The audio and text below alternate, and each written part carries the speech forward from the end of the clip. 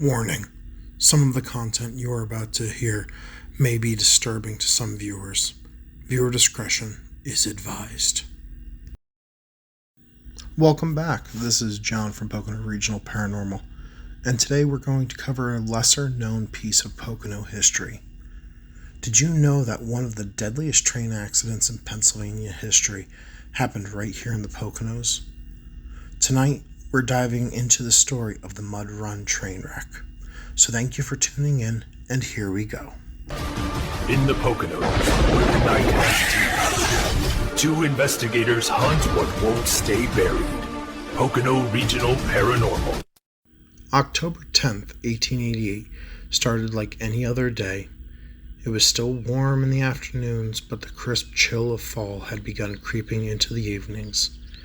It was the end of another beautiful autumn day in the Poconos.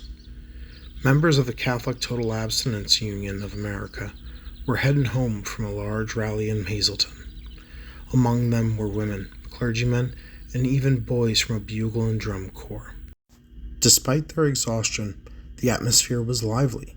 Some of the children played music, keeping spirits high as the trains rolled through the mountains. The time is now 7:52 p.m., 10 minutes from disaster. As the train wound through the Lehigh Gorge, a dense fog began to settle in, making visibility difficult.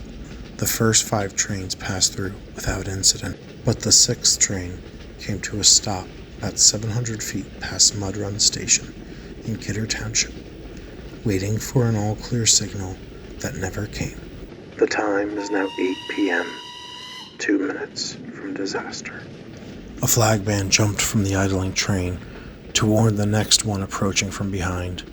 He hadn't made it far when he heard it, the steady chugging of a steam engine. Then he saw it, a headlamp cutting through the darkness. He had only seconds to react. The time is now 8:01 p.m., 30 seconds from disaster. The flagman waved frantically, shouting at the top of his lungs, but whether the engineers saw him, we may never know. 20 seconds from disaster. Inside the train, the children's music continued.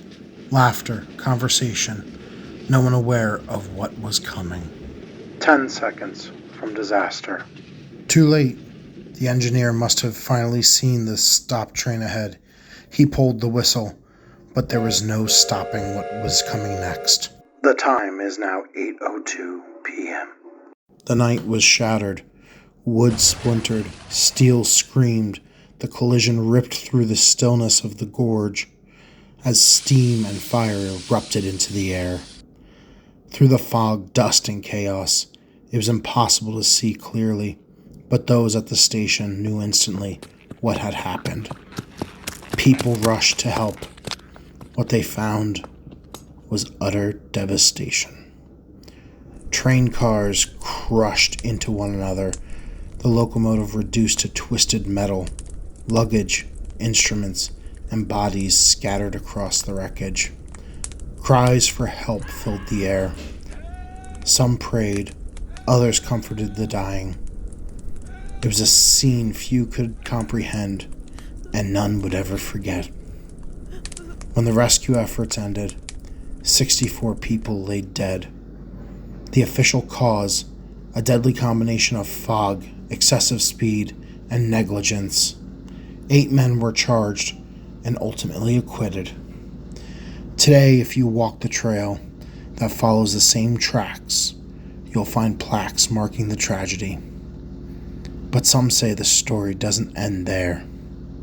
Visitors have reported hearing a distant train whistle echo through the valley, even when no train passes. Other claims to hear a lone bugle drifting through the woods. Maybe it's just the wind. Maybe it's wildlife. Or maybe, just maybe, it's the past lingering in a place where tragedy once struck.